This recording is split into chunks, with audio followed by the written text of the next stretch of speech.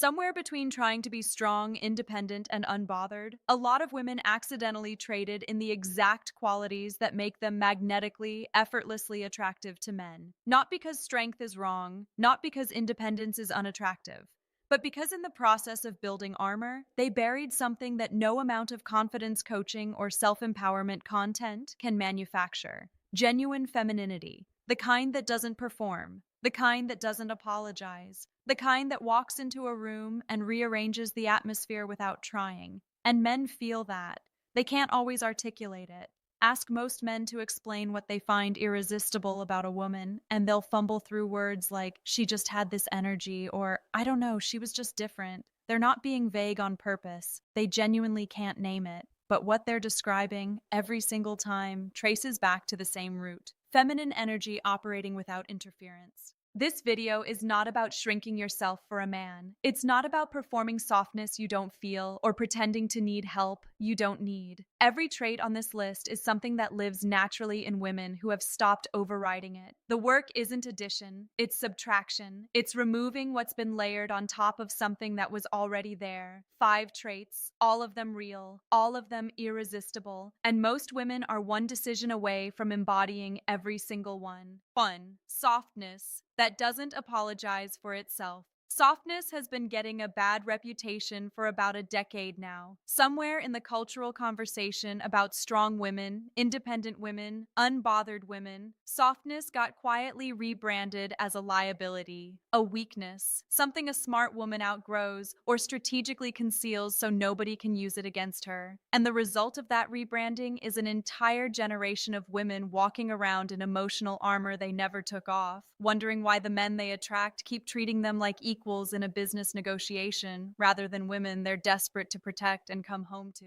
The armor made sense. It came from somewhere real: disappointment, betrayal, the very rational conclusion that being open got them hurt and being guarded kept them safe.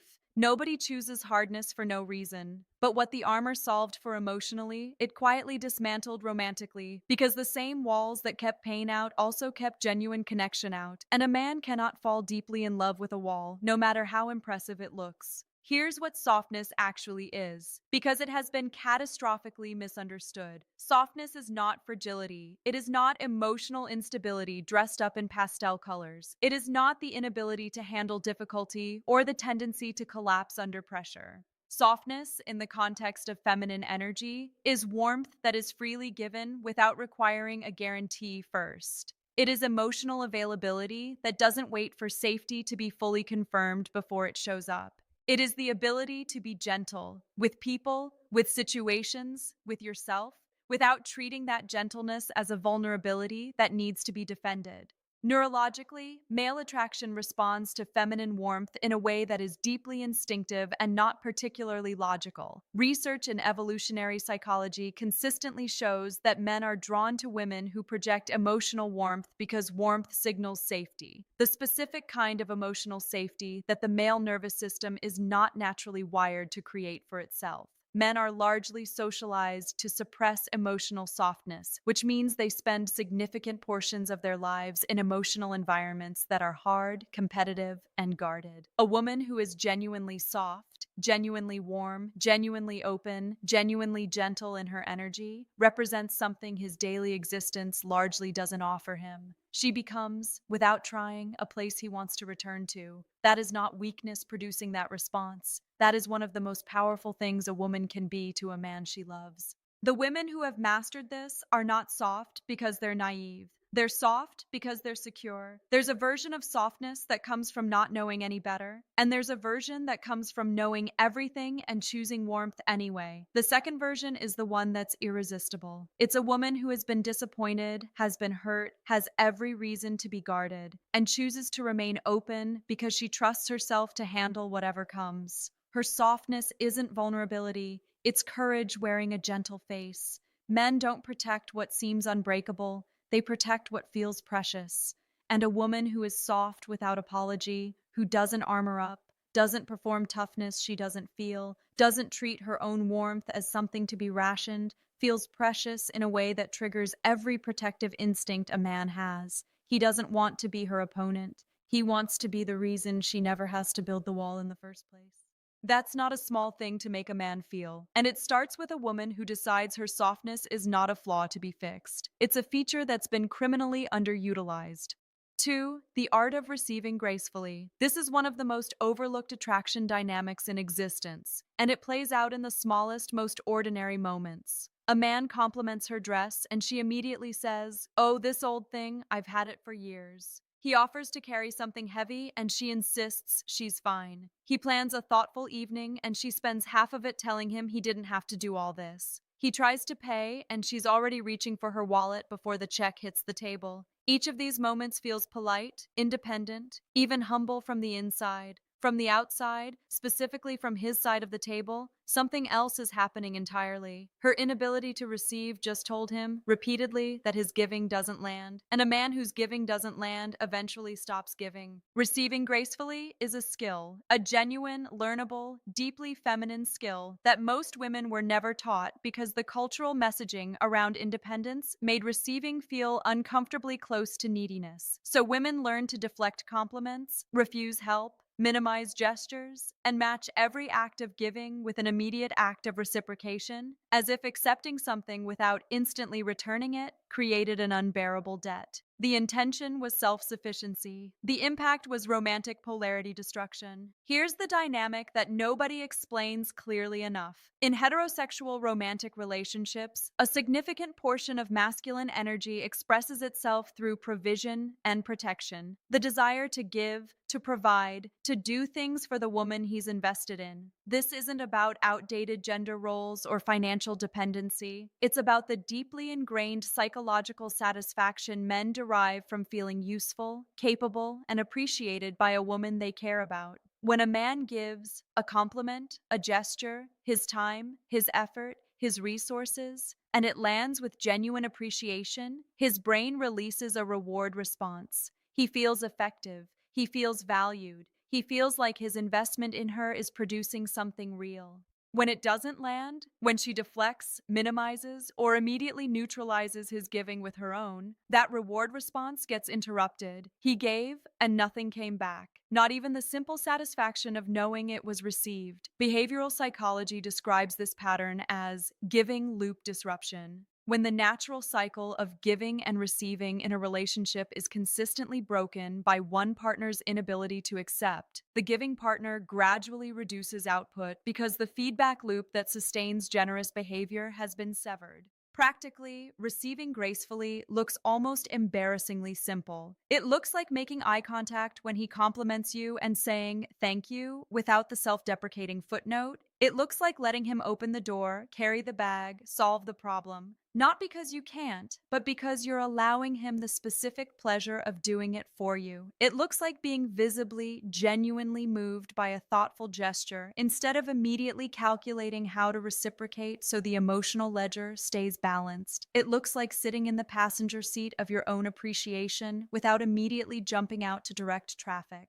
There is a woman who accepts a gift with such genuine, uncomplicated delight that the man who gave it immediately starts thinking about what he can give her next. That woman is not more needy than the woman who deflects. She is more receivable. And receivable women, paradoxically, inspire more generosity, more protection, more romantic investment than fiercely independent women who make giving feel unnecessary. The art of receiving gracefully is ultimately the art of making a man feel that his effort matters, that his presence adds something to her life she genuinely appreciates, that choosing to give to her is a rewarding experience, not a transaction that gets immediately neutralized. A woman who receives well makes a man want to be generous, and a man who wants to be generous toward a woman is a man who is deeply, actively invested in keeping her exactly where she is.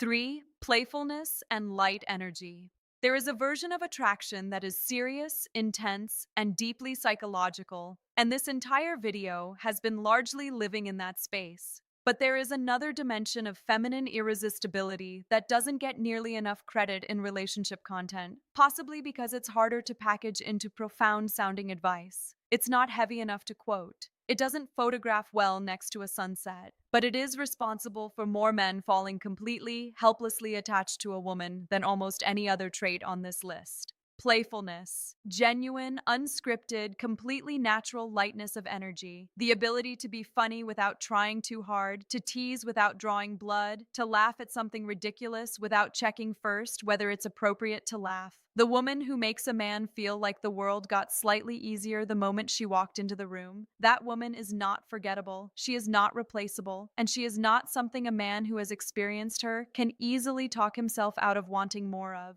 The reason playfulness hits so differently in female attraction is rooted in what it communicates underneath the surface. A woman who is genuinely playful, not performing humor to seem cool, not laughing at things she doesn't find funny to seem agreeable, but actually light and easy and fun to be around, is communicating something profound without saying a word. She's communicating that she is not anxious. She is not rigid. She is not monitoring every interaction for threat or subtext or hidden meaning. She is present, she is comfortable in herself, and she trusts the moment enough to play in it. That combination of signals, delivered through something as simple as a well-timed joke or a completely ridiculous observation, registers in a man's nervous system as deeply attractive. Neuroscience offers a very specific explanation for why this works. Shared laughter between two people triggers a simultaneous release of oxytocin, the bonding neurochemical, in both individuals. It's one of the fastest and most reliable ways the brain builds feelings of closeness and trust with another person. Researchers studying romantic pair bonding consistently identify shared humor and playful interaction as among the strongest predictors of long-term relationship satisfaction and emotional intimacy. It's not just that playfulness makes interactions enjoyable, it's that playfulness is literally building the neurochemical architecture of attachment every time it shows up authentically between two people. The specific texture of feminine playfulness that men find irresistible is the lighthearted tease, the kind that's warm rather than sharp, that communicates enough comfort and familiarity to poke fun without enough cruelty to actually wound. When a woman teases a man playfully, she's doing several things at once. She's showing she's been paying attention to him closely enough to find something worth teasing. She's demonstrating that she's comfortable enough with him to be unfiltered. And she's creating a moment of genuine, unscripted connection that no amount of serious conversation can replicate. His ego gets lightly poked, and his attraction quietly doubles. The math makes no logical sense and works every single time. What kills playfulness in women is almost always anxiety. The chronic monitoring of how she's being perceived, the self-editing that happens in real time, the internal committee that reviews everything before it leaves her mouth and decides most of it is too much, too weird, too loud, too something. Anxiety is the natural enemy of lightness. It cannot coexist with genuine playfulness because genuine playfulness requires a woman to trust herself enough to be unfiltered in the moment, and anxiety never fully hands over that trust.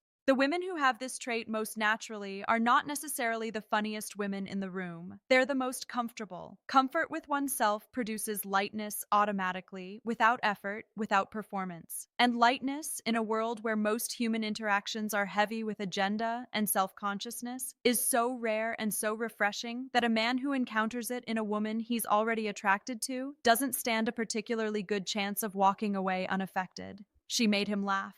She made him feel easy. She made the world smaller and lighter for the duration of her presence in it, and now he's trying to figure out how to make sure she keeps showing up, because life, quite simply, feels better when she's in it.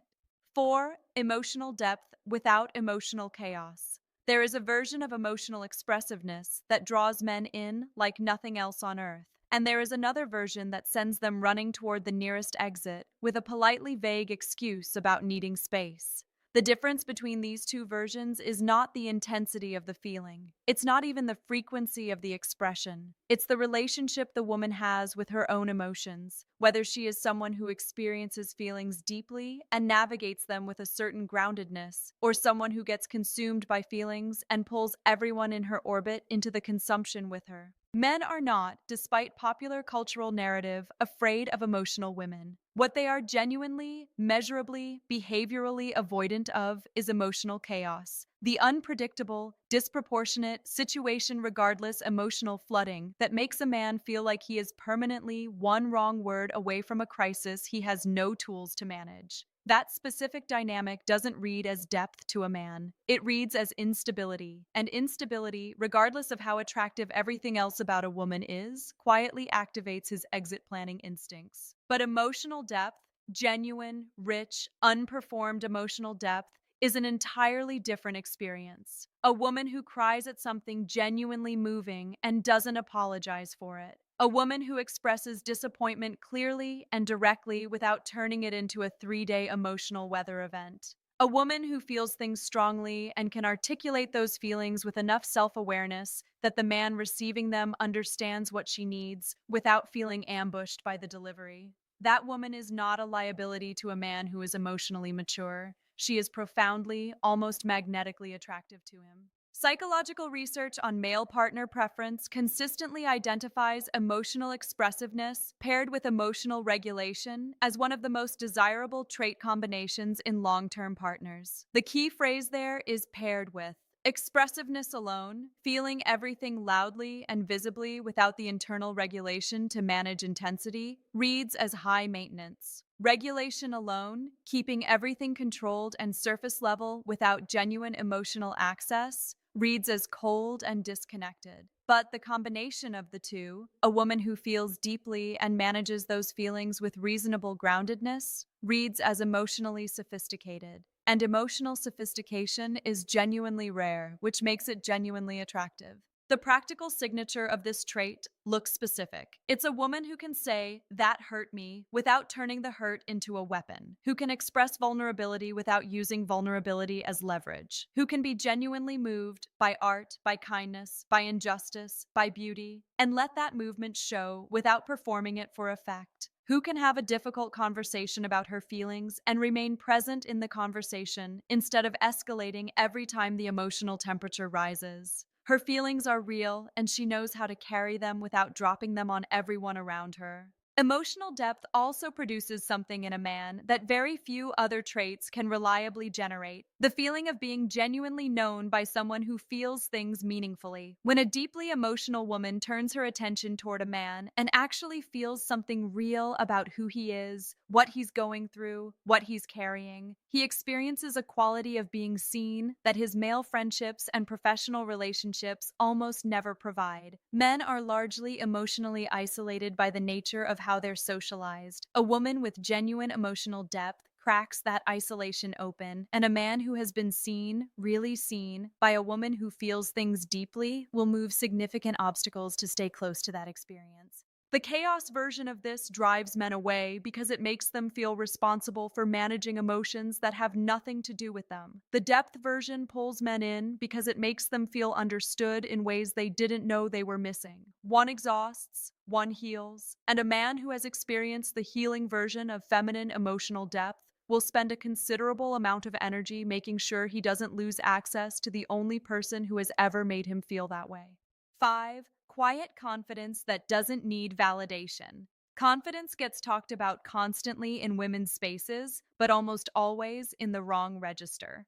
The version that gets celebrated loudest is the performative kind. The bold declaration, the unbothered caption, the "I know my worth" energy that's delivered at high volume and maximum visibility. And while that version of confidence has its place, it is not the version that genuinely, deeply, almost involuntarily attracts high quality men. Because high quality men, the ones who are themselves grounded, self aware, and not easily impressed, can tell the difference between confidence that needs an audience and confidence that exists perfectly fine without one. The version that actually works on men worth having is quieter, almost unremarkable on the surface. It doesn't announce itself. It doesn't require external confirmation to stay intact. It's the woman who walks into a room without scanning it for approval, who holds an opinion without needing the table to agree before she'll commit to it, who doesn't compulsively check how she's landing with people mid-conversation, who can sit in silence without filling it frantically, who doesn't need a man to tell her she's beautiful to feel beautiful, but receives it warmly when he does. That specific combination of settled, internal, unperformed security is not common. And rarity, as established several times already in this video, produces a very specific response in the male brain.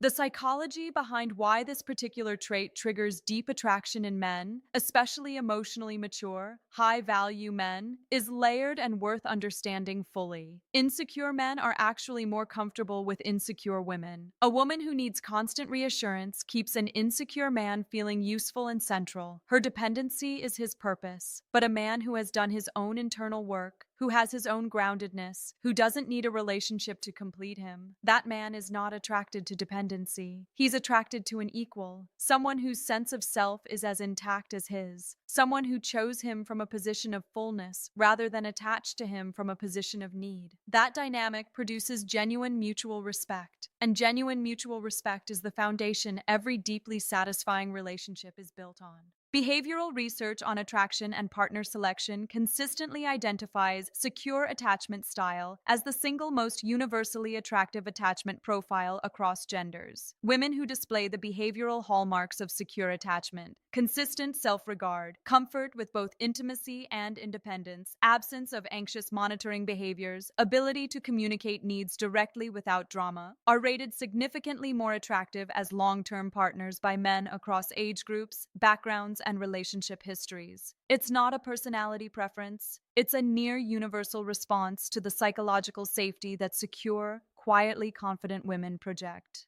What this looks like in practice is specific and worth naming clearly. It's the woman who doesn't double text because she sent one message and it felt like enough, who doesn't rewrite her opinion halfway through expressing it because she noticed he looked unconvinced, who doesn't apologize for taking up space in a conversation, a room, or a relationship, who can hear criticism without either collapsing into self-doubt or swinging into defensive aggression, because her self-concept doesn't depend on every interaction going smoothly, who doesn't need the relationship to be defined, labeled, and Instagram official within 3 weeks to feel secure about where she stands. Her internal sense of value is not a hostage to external circumstances. The woman who needs constant validation is exhausting to love, even for men who genuinely want to provide it, because the need is a bottomless container. Every reassurance filled satisfies temporarily, and then the need resets, hungrier than before. A man can pour everything he has into that container and watch it drain in real time. Eventually, even the most patient, well-intentioned man starts quietly rationing what he gives because the return on emotional investment never stabilizes. But the quietly confident woman produces the opposite dynamic entirely. Because she doesn't need his validation actually means something when he gives it. Because she doesn't chase his attention feels like a genuine choice rather than a response to pressure. Because she doesn't require constant reassurance about the relationship has room to breathe and develop naturally instead of being anxiously monitored to death. Everything he gives her lands cleanly because she wasn't desperately waiting for it to arrive. That is the specific quality that makes high-quality men not just attracted but genuinely attached. The experience of giving to someone who receives without consuming, who appreciates without depending, who loves without losing herself in the loving. A woman like that doesn't just attract a man's interest, she earns his deepest respect. And a man who both desires and deeply respects a woman is not a man who takes her for granted. He is a man who understands, clearly and without needing it explained, exactly what he would be losing. Softness that doesn't apologize for itself. The art of receiving gracefully. Playfulness and light energy. Emotional depth without emotional chaos. And quiet confidence that doesn't need an audience to stay intact. None of these traits require a woman to shrink.